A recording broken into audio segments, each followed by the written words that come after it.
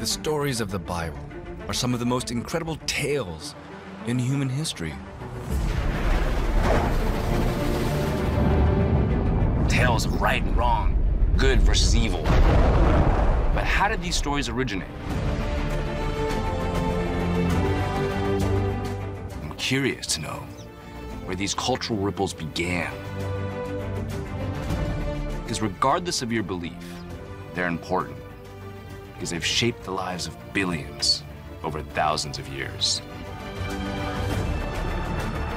My name is Albert Lin, and I look at the world in a unique way. That's amazing.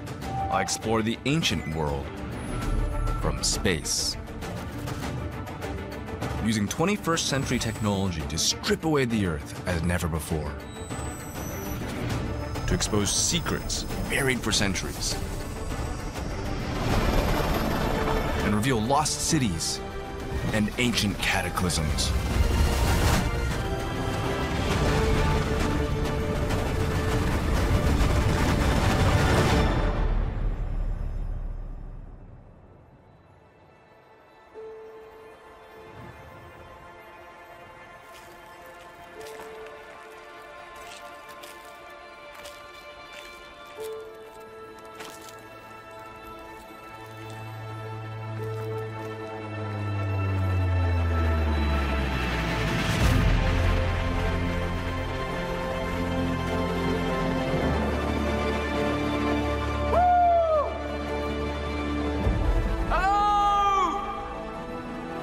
I've come to Jordan, in the Middle East, one of the most epic landscapes on Earth.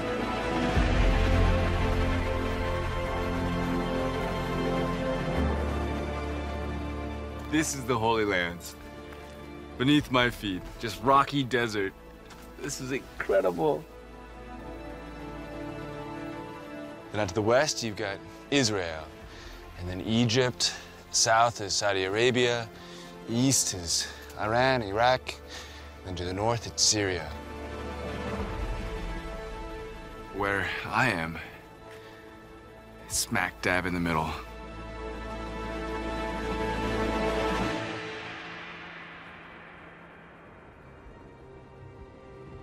I'm here to investigate one of the most terrifying stories in the Bible, Sodom and Gomorrah.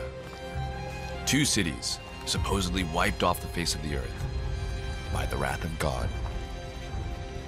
So the story begins with a man named Abraham. He goes with his nephew, a guy named Lot, looking for what they believe their God had promised them as a home. Problem was, they split up.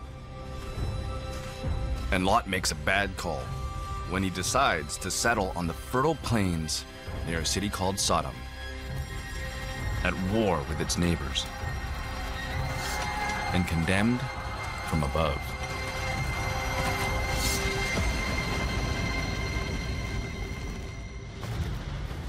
That is when things get hot. Lot is warned that God is going to destroy the town and they have to flee without looking back. And he does, just in the nick of time with his family. As fire and brimstone begin raining down, destroying everything alive, even the vegetation. Lot's wife just can't help but look back one last time. And because of it, she is instantaneously turned into a pillar of salt.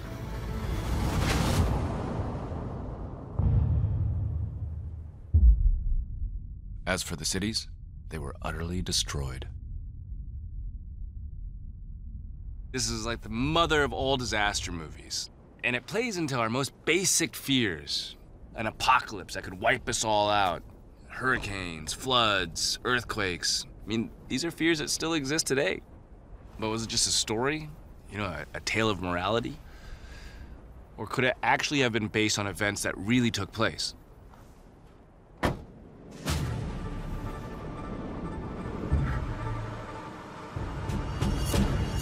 So my first mission, can I find any trace of an ancient city somewhere this could have happened? The biggest clue comes from the word Sodom, which in Hebrew means a salt lake. So naturally, most scholars believe it's somewhere in the plains near the Dead Sea. It's a rugged drive across the desert. But eventually, I come to this vast inland lake, the Dead Sea.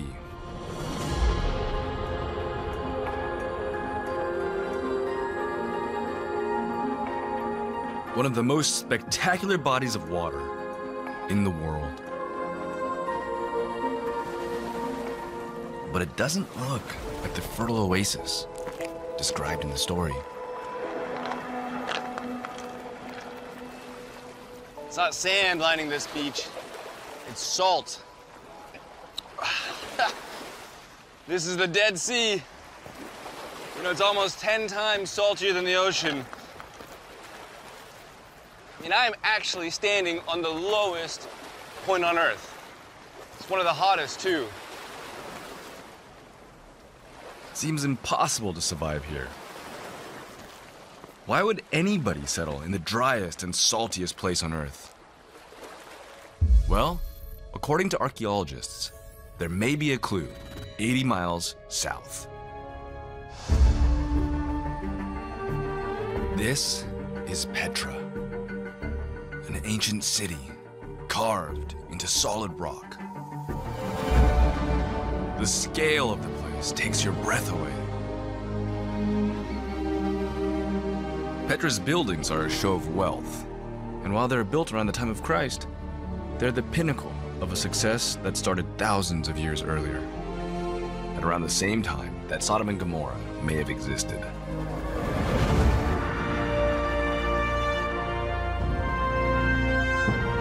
I'm meeting archaeologist Katrina Harmane, who's showing me why this vast city thrived in a harsh desert. Turns out, they had a stranglehold on priceless goods from across the region. The most extraordinary one is asphalt. Asphalt?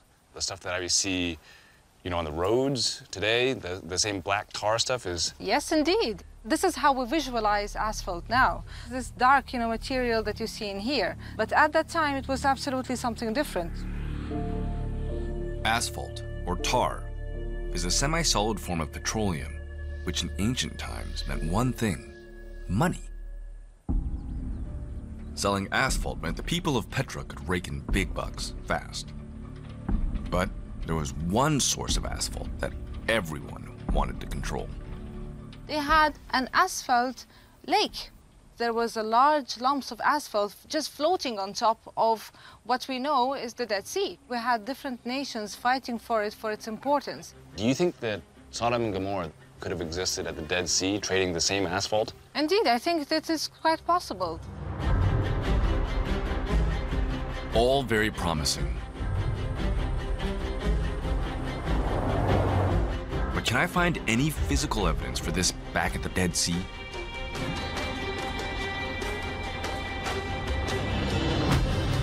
Would the biblical texts locate Sodom and Gomorrah?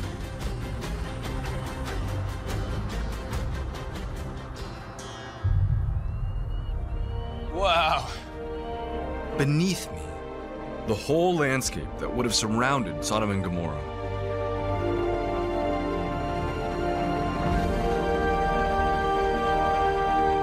And it's only from up here that I can see that I am on the brink of one of the biggest geological features on the planet. I feel like I'm standing on this island in the sky with cliffs just towering up. From up here, you can see it all. You can see it's a giant, giant rift valley where the Earth's crust is just pulling itself apart.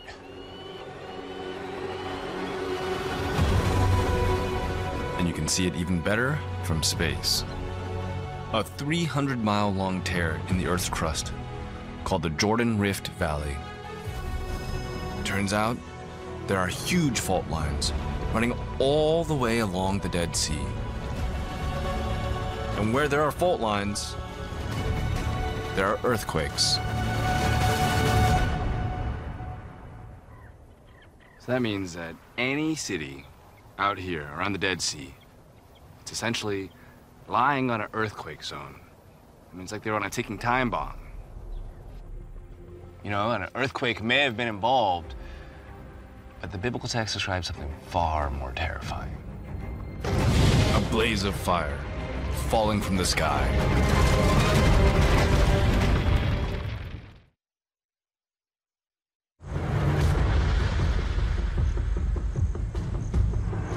I'm on my way to see a strange geological spectacle that could help track down the events behind the story of Sodom and Gomorrah. On the east coast of the Dead Sea is this incredible pillar of rock, the source of imagination and intrigue for centuries. It's known as Lot's wife. The story goes that angels warned Lot and his family, run away, flee, don't look back. Lot's wife couldn't help but look back one last time, and in that moment was turned into a pillar of salt. Now, obviously, that's just a metaphor. That doesn't happen. But there might be something in that metaphor that could tell us more about the catastrophe itself. Could the pillar of salt in the story help unlock the secret of fire and brimstone? 10 miles away, on the opposite shore of the lake, is Mount Sodom. It takes its name from the same Hebrew word for the Dead Sea, Siddim, which means salt lake. I'm meeting geologist Amatz Agnon. Professor Agnon. That's Albert, right? Yeah, thanks for meeting me. Thank you. Shall we? Yes. Like we're on a different planet almost. Yeah. Amatz wants to show me an intriguing link between salt and fire. This place is incredible.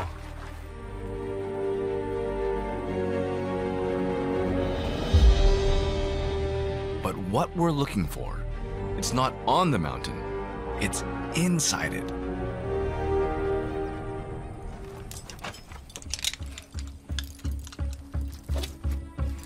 Okay. Going in. I'm about to step into the ledge. Once I go over this, I'm just on air.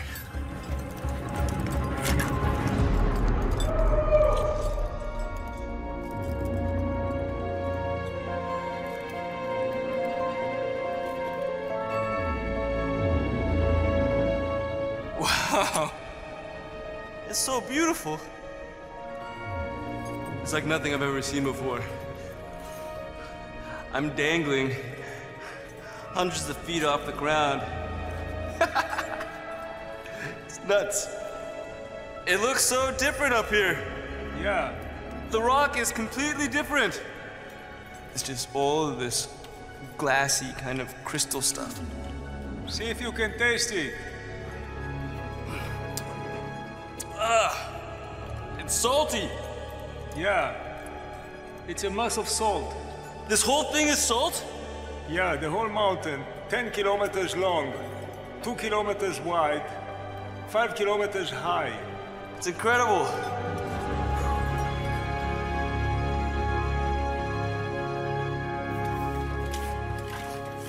Wow. Good job. That was unbelievable. Amatz believes mountains of salt like this one could unlock the mystery of catastrophic fires. Salt and hydrocarbons go well together.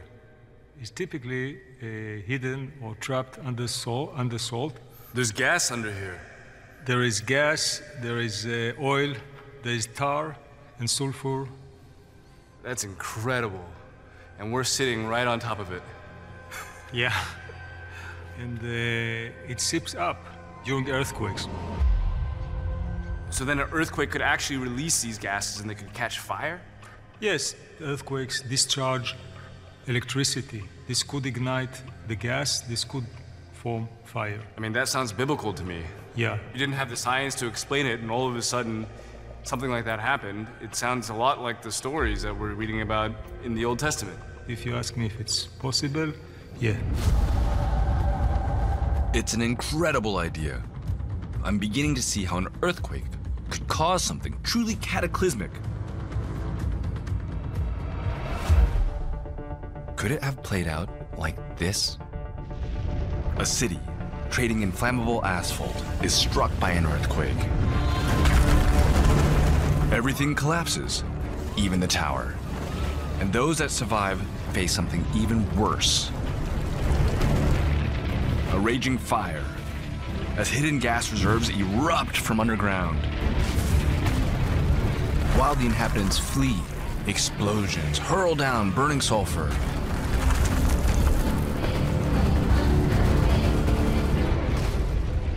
It would have been hell on earth. Possibly, but possibly not. You know, I've seen evidence of ancient abandoned cities, burning sulfur, exploding gases, earthquakes, asphalt. I can buy into the idea that a series of events with these elements could have been combined into a single collective memory, into an epic story. But what I haven't seen is evidence of them all happening at once, in one place at one time. You know, an apocalyptic moment. Should be a lot more evidence, right? More than a fallen tower and fragments of charcoal. So could there be something much bigger out there to explain all this?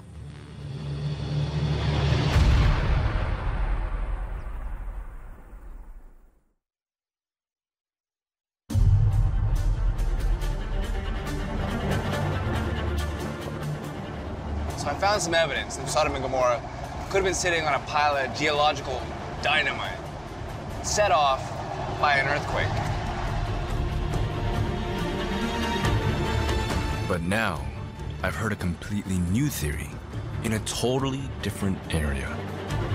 So I'm relocating 50 miles away, this time to the north of the Dead Sea, to see something that I've been told is going to completely blow me away.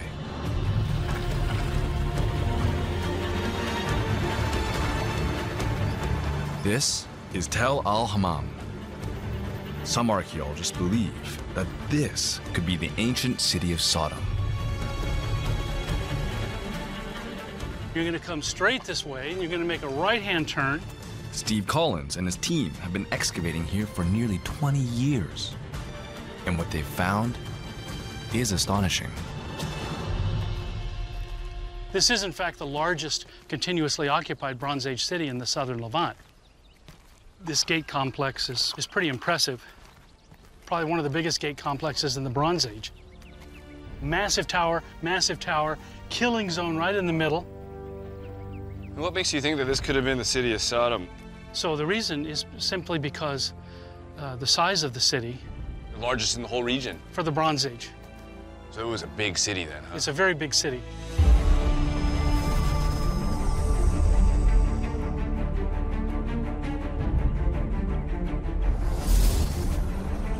At almost 90 acres, it could have housed over 40,000 people. It's close to streams and springs of water, and surrounded by flat, fertile plains, as described in the biblical texts. And it lies on two trade routes, one running north to south, and the other east to west. It's a pivotal position for a strategic trading city. On the hilltop, there's the remains of a palace, and inside it, tantalizing evidence. In this area, we found many storage jars. It's carbonized, of course, burned. And the entire city, everywhere we've excavated, we have this massive destruction debris. So whatever destroyed the city also burned everything inside of it. Something destroyed the city. Things were burned inside it, and then you don't find any pieces of pottery afterwards? No, there's a 700-year occupational gap, so we have no pottery from the period starting from about 1700 BC. Afterwards, all the way down to about 1000 BC, there's no occupation at this site. So something happened at a massive scale, turning everything into this pile of rubble in one moment, right around 1700 BC. And that's a good way to describe it. It's a pile of rubble. It is sort of a mixture, a tumbling of everything. This site, the destruction is absolutely the most violent kind of thing I've ever seen. This smacks suspiciously of catastrophe. Whatever it was way more powerful than a fire. what could explain it. Melted mud? Steve's colleague, Phil Sylvia, has an intriguing new theory. This is a piece of mud brick. This is mud brick? This is mud brick, and it feels kind of like pumice, doesn't it? You can see all those little bubbles in it. And this was exposed to heat, and it was so hot, the pottery itself has actually been melted into glass, probably at an angle like this, so that the melted material started to drip off. There's a drip edge right here. Something flash burned this material to a temperature somewhere in the range. Hotter than the sun. Hotter than the sun. By more than a factor of 4. There are only 2 sources that can generate that kind of temperature profile that we know of. One, of course, would be an atomic bomb. What's the other one? The other one is either a meteoritic impact event or an airburst event. You think this was a meteor blast? I'm personally convinced of that. The theory explains every element of the biblical texts. I've brought in my tech team to scan the site for clues.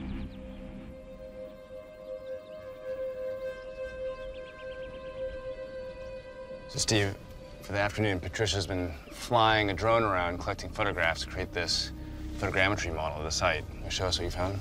Yeah, with photogrammetry, what we can do is we can take loads and loads of different pictures, and then we stitch all of those photographs together, and we can make a 3D model, which I think gives us a completely different perspective. So let's fly through that. This is your site. I was very interested in this area. The big circular area to the left, we think this is a very large water feature, like a cistern. And you can see the size of it. The feature doesn't really show very well on here, but when we actually look at the 3D model that's again, interesting. We've got lots of different colors. It's much, much more pronounced. Yeah. Wow, look at that. We've been looking at the site for over a decade, but looking at this image, and it's the first time I've thought of this, but it looks like an impact crater. This is the first time you thought that that might be... Yeah, I mean, the way I look at it, I was thinking as you were moving in on it, it looks like you're on the moon. Well, which side is the actual side where this is the southwest side. It would have come from this direction, the southwest. Good job, Patricia. Yeah. Who knows what it is, but it's a clue. We need to excavate that.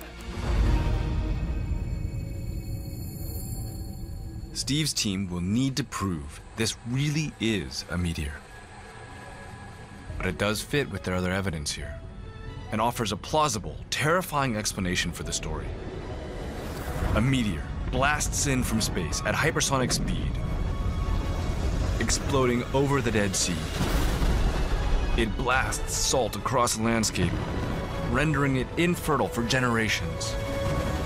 A fragment lands right by the city, vaporizing it to oblivion.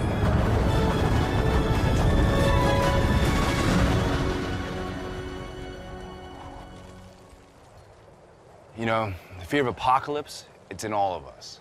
But very few stories deliver it on this scale. One thing's for sure, when I started this journey, I thought it was just a tale of projected morality. And what I actually found was a showcase of some of the most incredible geological phenomenon in a place where the Earth's crust is literally ripping itself apart, where the powers of destruction are so terrible that they may have gone down as being the hand of God. The really big question is, how do you explain what happened next?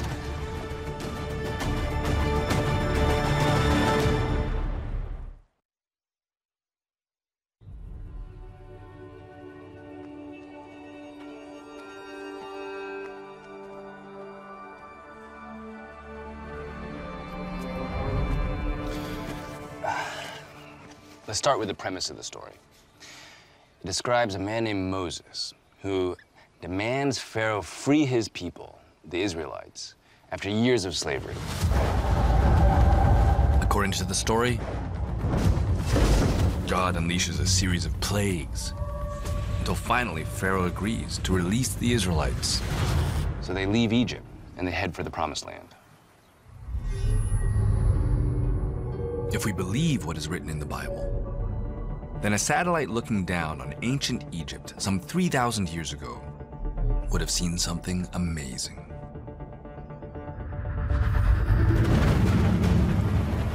A vast cavalcade of people, the Israelites, heading for freedom. But Pharaoh changes his mind and sends his army to chase them down and to kill them. The Israelites increase their pace, but their way is blocked by an impenetrable obstacle, the Red Sea. They're trapped. And the Egyptian army is closing in fast. Then, supposedly, something extraordinary happens. Moses stretches out his arm. The waters part,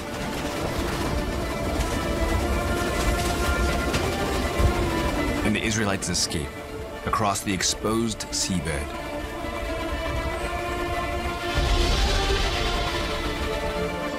As the Egyptian army pursues them, the waters flood back in.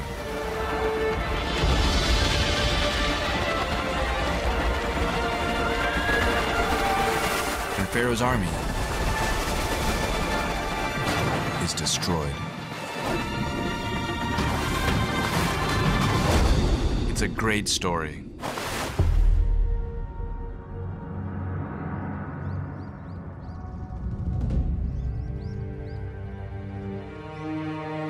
Most experts agree that the story of Moses and the Israelites happened in the time of Ramses II, the greatest of all pharaohs. He reached the height of his powers around 1250 BC. So that gives us a precise date. It's a start, but there's a problem. The biblical texts tell us that there were Israelites in Egypt for generations, but no one has found any physical trace of them. The Israelites are at the center of our story, but why is there only one mention of Israel in the entire Egyptian record? Maybe the problem is the name. What if the Israelites were called something else?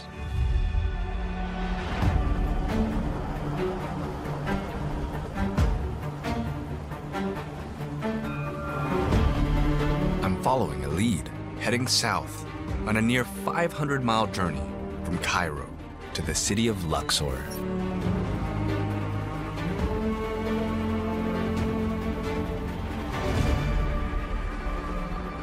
My whole life, I never dreamed I'd be watching the sunset over the Nile. It's surreal.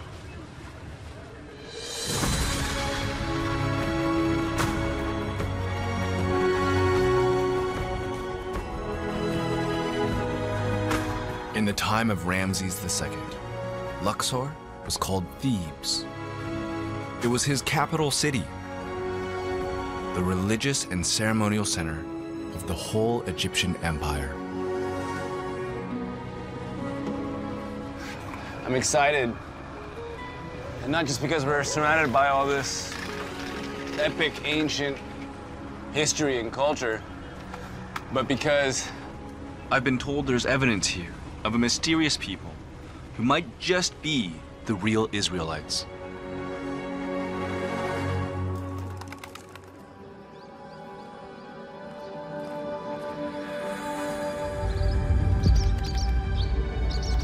Luxor is full of magnificent temples and hidden secrets. And it might hold the key to my quest.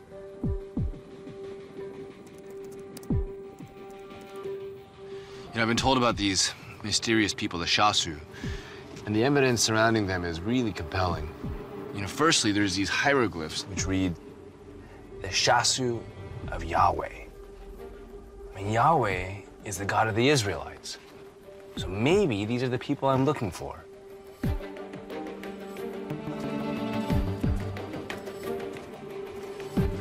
And secondly, There's a papyrus that says the Shasu fled Egypt right around the same time as the story of Moses was taking place. So I may have found the slaves that Moses led out of Egypt. Now the question is, can I find the lost city where they began their journey?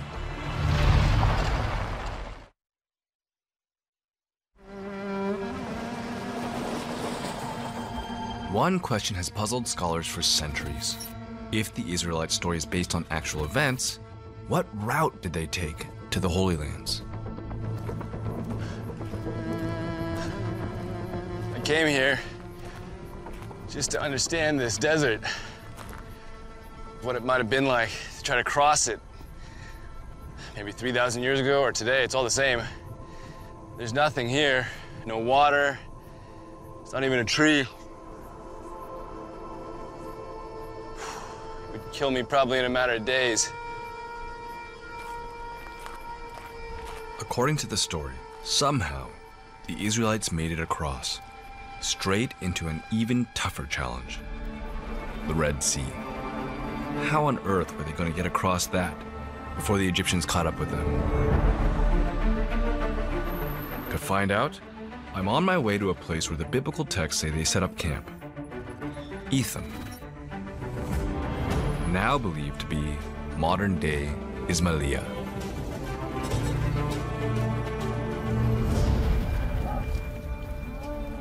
All right. Nice. Yeah, out of the sun, huh?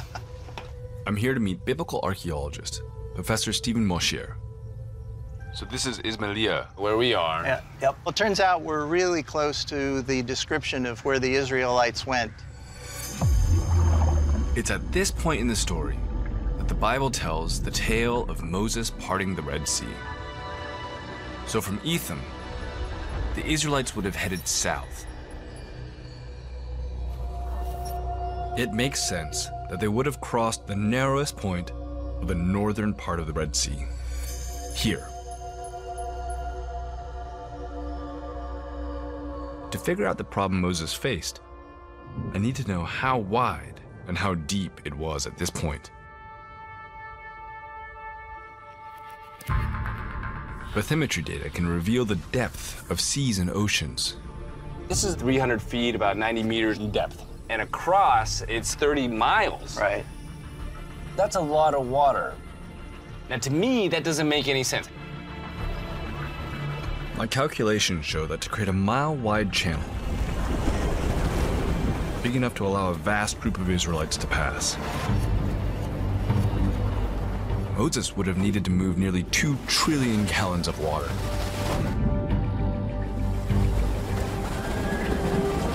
You need the Hoover Dam to hold back that much water. Right now, the parting of the Red Sea looks impossible. At least it looks impossible here. But what if it happened somewhere else? Stephen has come up with an extraordinary theory that turns the story on its head. The thing is that I don't think this is the Red Sea that the Bible's talking about. I think it's important to know that it was mistranslated. We call it the Red Sea because that's what we read in our English Bible, Red Sea.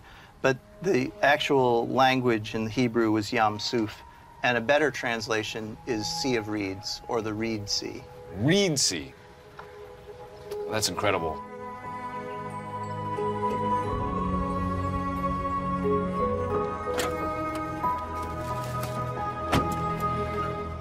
I mean, every story that I've heard about this talks about the Red Sea, the parting of the Red Sea. And I just learned that it could be a misinterpretation of the Reed Sea. I mean, that just blows my mind. I gotta find out more.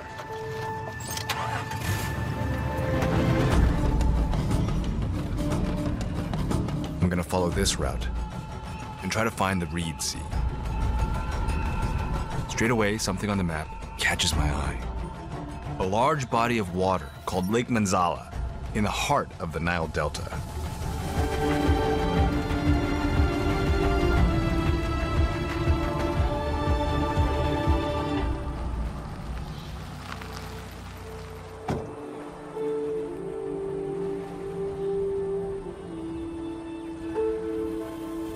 And it's full of reeds. This is it. Lake Manzala. And it's massive. I mean, it's huge. If you were being chased by an army, there's no way around it. You'd think it was a sea. And there's reeds everywhere. It'd be a reed sea. It's possible. It really is. What I discovered next took my breath away.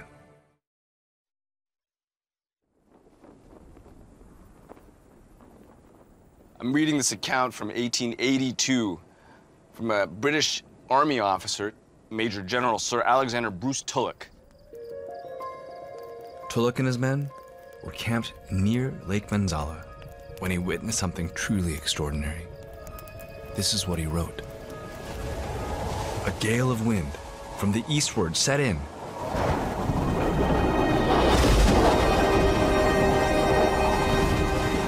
And became so strong that I had to cease work.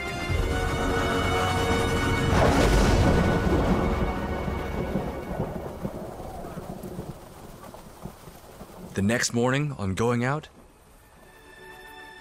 I found that Lake Manzala had totally disappeared. The effect of the high wind on the shallow water having actually driven it away beyond the horizon. And the natives were walking about in the mud where the day before the fishing boats, now aground, had been floating. It suddenly flashed across my mind that I was witnessing a similar event to what had taken place at the time of the passage of the so-called Red Sea by the Israelites. 1882. Wow. Maybe the same thing happened here, all those thousands of years ago. But there still is a problem. Lake Manzala is over here, but Migdol, where the story says the Israelites camped before they crossed, it's here, 30 miles away and nowhere near a lake. Lake Manzala is in the wrong place. But this is a mystery I think I can solve from space. Satellites can track how rivers move and change course over time. Since the time of Moses, the lakes and channels of the Nile Delta will have moved many miles.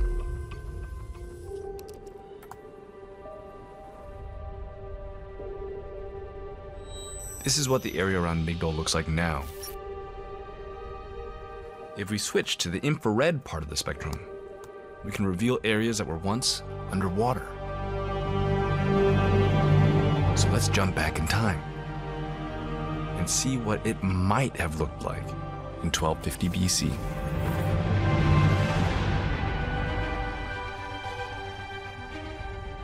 And there it is.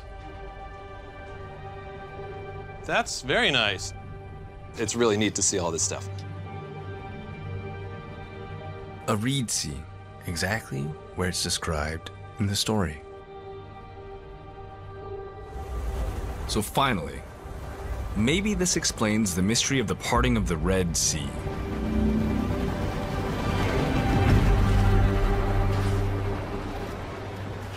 But for me, the theory misses one major point of the story, which is that water supposedly rushed back in, drowning the army and killing everybody there. These waters, they're really shallow, probably no more than 6 feet deep. It doesn't add up. It just doesn't quite do it. Perhaps like many ancient tales, the Exodus story was formed from memories of more than one event. It could have even been from different times.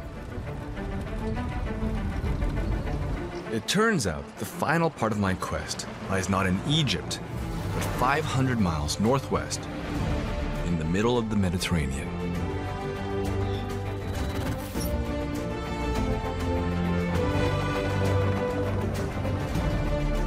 In the ancient world, the island of Santorini was a vast volcano called Thera.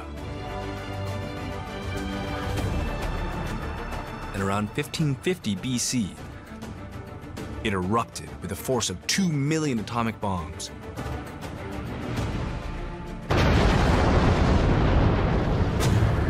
Hurling billions of tons of rock and ash 20 miles into the air. It was one of the biggest volcanic eruptions in human history.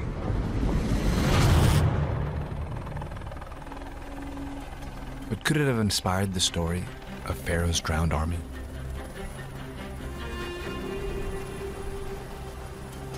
Dr. Evie Namiku is a scientist who has studied the eruption and the effect it had on the region. We had a lot of pyroclastic flows that entered into the sea very, very violently with high speed. What do you mean pyroclastic? You have a lot of materials like pumice, volcanic rocks. This is pumice? Yeah, this is pumice. All of this material falling into the sea very violently. Creating these waves of energy, boom, boom. Yeah, generated multiple mega tsunamis, not only one. That's like unbelievable.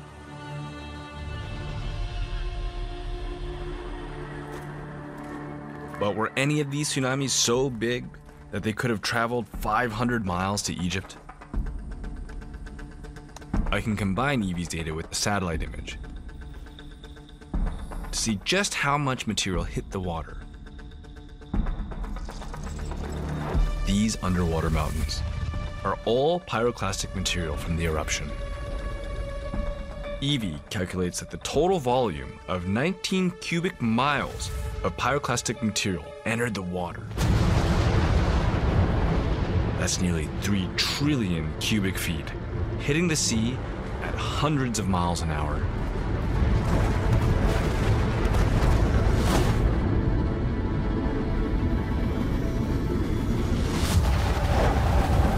Scientists believe this eruption would have caused a series of tsunamis. The biggest could have been 100 feet high. This monster wave could still have been 20 feet when it hit the coast of Egypt.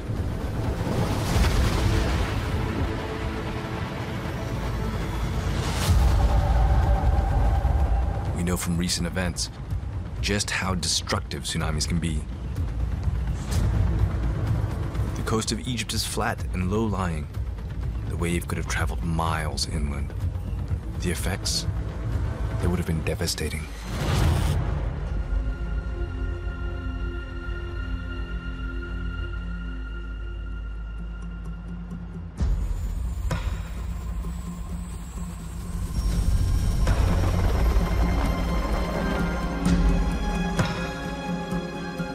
It's incredible that a volcanic island in the Mediterranean could be the last piece of an ancient Egyptian puzzle.